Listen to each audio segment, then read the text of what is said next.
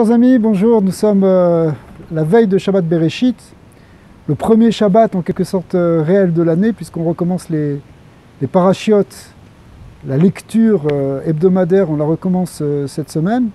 Alors Shabbat Bereshit, c'est un Shabbat un peu spécial, on a une tradition que la manière dont on va vivre Shabbat Bereshit, c'est en quelque sorte déterminant pour le reste de l'année. Pourquoi? Parce que on pourrait dire c'est le début et on sait que tout ce qui est dans le début, en fait, ça contient la suite. Hein, comme on l'a vu déjà pour Rosh Hashanah, que Rosh Hashanah c'est le Rosh, c'est pas simplement le début, mais c'est la tête, comme la tête qui contient tous les influx nerveux qui vont ensuite se distribuer dans le corps. Et bien de même, dans Rosh Hashanah, il y avait tout.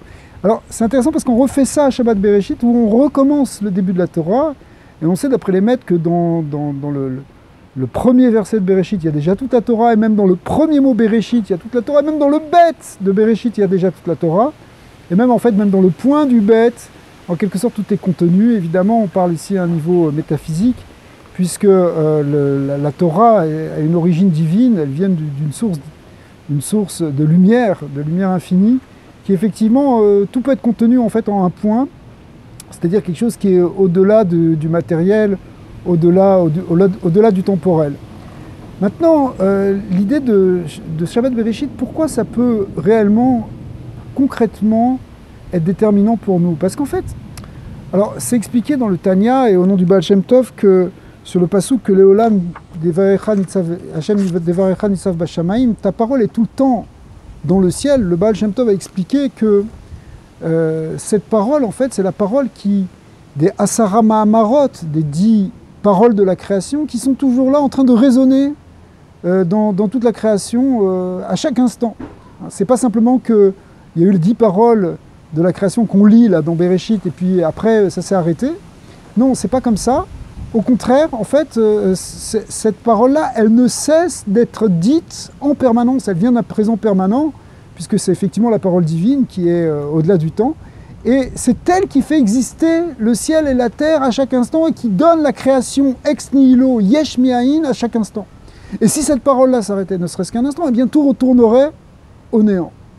Alors, ok, tout ça c'est des concepts effectivement qu'on apprend dans la Chassidoute et dans la Kabbalah, mais ça doit réellement affecter notre Emouna. D'ailleurs, le Shara Yichud Ve'ha Emouna, la deuxième partie du Tanya, commence réellement par expliquer le sens de ce verset et fonde finalement là-dessus le concept de Emouna, c'est-à-dire la foi en Dieu et de la confiance en Dieu. C'est-à-dire que si on a réellement présent à l'esprit que c'est Akadosh Baruch Hu qui fait la création à chaque instant, c'est lui qui dirige tout, c'est lui qui fait exister tout à chaque instant, théoriquement on devrait arrêter de se soucier, pas seulement au niveau spirituel, mais même au niveau matériel. Au niveau matériel, on ne devrait pas être inquiet pour ce qu'on appelle les da'agot à Parnassa, les soucis de la Parnassa.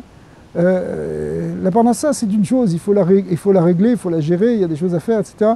Mais la da'aga, le souci, l'inquiétude, le stress qu'on a, ça, c'est pas évident qu'on doive le développer. Au contraire, si on a vraiment la conscience qu'Akadosh Baruch Hu, c'est lui qui fait chaque chose à chaque instant, alors on va créer un sentiment de bitachon, de sécurité en nous, et on va avancer avec beaucoup plus de calme et de facilité. Alors c'est vrai évidemment aussi au niveau spirituel, puisqu'au niveau spirituel,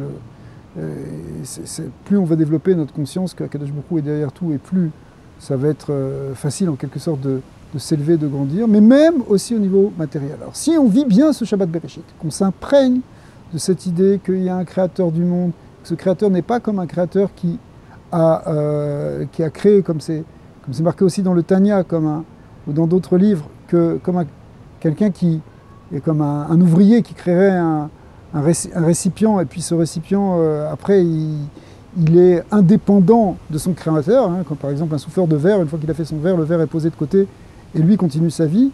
Ici, c'est différent.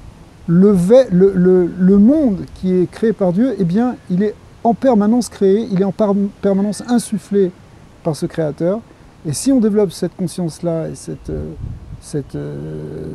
approche, finalement, de savoir que Akadosh Baruch Hu est parmi nous, alors finalement, on va vivre une bien meilleure année, beaucoup plus facile, et ce sera avec la force du Bereshit qui va nous accompagner à chaque instant. Merci.